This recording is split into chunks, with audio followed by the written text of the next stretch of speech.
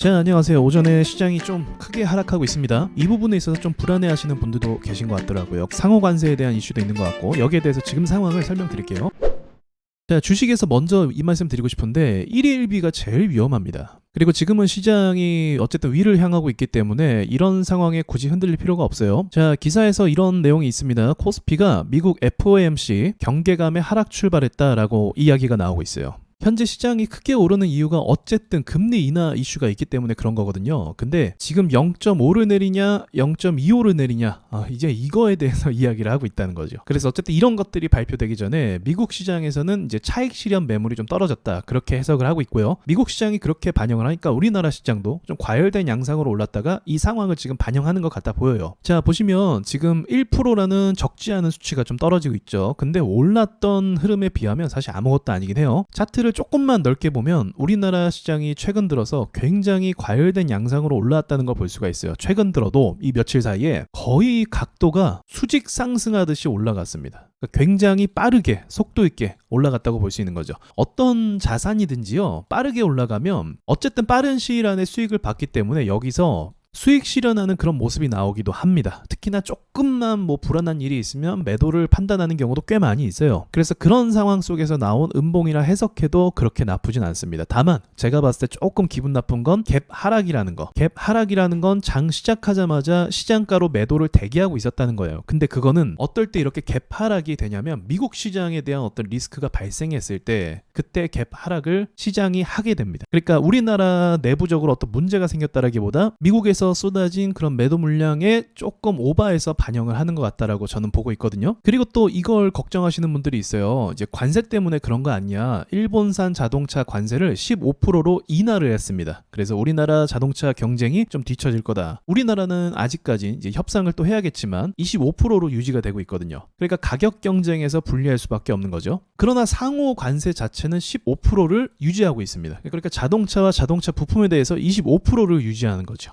자, 그럼 이게 또 시장에 영향이 있냐? 저는 일단 없다고 봐요. 이거는 왜 그러냐면 사실 관세가 주는 이런 압박이나 이런 것들이 시장에서 이제 반영을 많이 안 하고 있는 상황도 있고요. 그리고 현대차 같은 경우 그렇다면 이런 관세 때문에 오늘 폭락을 하거나 깊게 떨어져야 되거든요. 그리고 또는 현대차 주식이나 기아가 시장을 막 끌고 올라와서 코스피를 견인했다고 한다면 이제 이러한 관세 소식이 좀 불리하게 들려서 시장이 하락하는 것도 이해하는데 막상 당사자인 현대차 주가는 아무런 반영도 안 하고 있다. 그만큼 시장에서 관심이 없었다는 걸 의미하기도 해요. 이게 올랐다면 투자자들이 많아서 주목하고 있는 가운데 불안하니까 매도를 할 수 있잖아요. 근데 그럴 만한 돈도 안 들어왔다는 거예요. 약간 우프죠.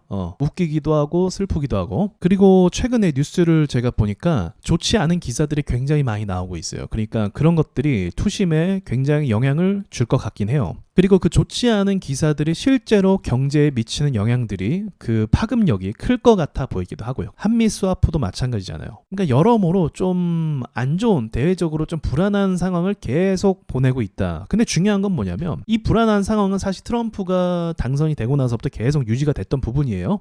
근데 우리가 주목해야 될 건 그럼에도 불구하고 시장은 계속 위를 향해서 올라갔다는 거죠. 따지고 보면 얼마 전에 전쟁도 나고 그리고 트럼프가 막 상호관세 어쩌고저쩌고 하면서 압박을 줄 때 그때도 사실은 시장이 잘 버티긴 했거든요. 그렇기 때문에 지금 상황을 너무 심각하게 받아들일 필요는 없는 것 같아요. 그러니까 제가 이렇게 이야기하는 이유가 약간 심각한 것처럼 저한테 물어보시는 분들이 꽤 계시더라고요. 그런데 시장은 어쨌든 우상향이잖아요. 이게 우상향의 특징이 뭐냐면 이렇게 올라갔다가 곧바로 수직 하강에서 내려오는 경우는 정말 천지지변이 일어나지 않는 이상은, 정말 끔찍한 어떤 사건이 일어나지 않는 이상은 그런 일은 많이 없습니다. 근데 지금 현재로서 우리 눈에 보이는 것들 중에 그러한 사건과 문제는 발생하지 않고 있고요. 그리고 한국 코스피가 너무 과열된 양상으로 최근 들어서 정말 각도를 이렇게 띄우면서 가는 경우는 많이 없거든요. 이렇게 됐으니까 1% 정도 조정, 다음 날도 조정을 받는다 할지라도 그렇게 큰 문제로 보여지지는 않아요. 이 말씀 마지막으로 드릴게요. 시장은요, 어떤 누구도 위로 가는 호재가 발생할 거다 그렇게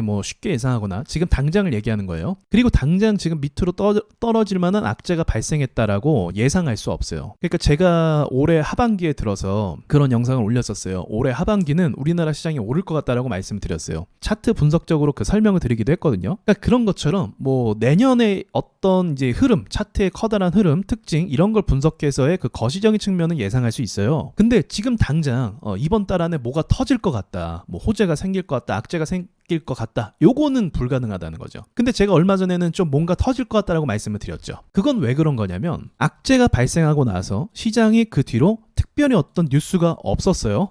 시장은 이런 특징이 있어요. 뉴스가 없으면 뉴스가 생겨요. 정말 그래요. 주식 오랫동안 보신 분들은 공감하실 거예요. 한시라도 가만히 있는 날이 없어요. 근데 그 가만히 있는 날이 3개월 정도 간다? 야, 이거 길게 간 거예요. 어떠한 일들이 발생하는 이런 특징을 갖고 있다는 거지. 그게 안 좋은 거든 좋은 거든. 근데 어쨌든 안 좋은 거든 좋은 거든 증시는 반영을 한다. 그 사건에 대해서. 그래서 그 사건에 대해서 반영하는 종목을 우리가 매수할 준비를 하자라고 말씀드렸죠. 이게 얼마 전 얘기예요. 이 정도는 그냥 대략적으로 짐작하면서 가는 거지. 이게 정확하게 이 악재가 뭐 크게 뭐 하락을 몰고 올 것이다 이렇게까지 예상할 수는 없습니다. 세력 마음이기 때문에 그래요. 오히려 세력들이 이런 뉴스가 나와서 겁을 먹고 매도를 하면 그걸 좋아하겠죠 또. 그러니까 너무 불안해하시는 분들을 위해서 제가 오늘 영상 만드니까 그렇게 참고하시고 또 좋은 성공적인 매매 하셨으면 좋겠습니다. 마칠게요.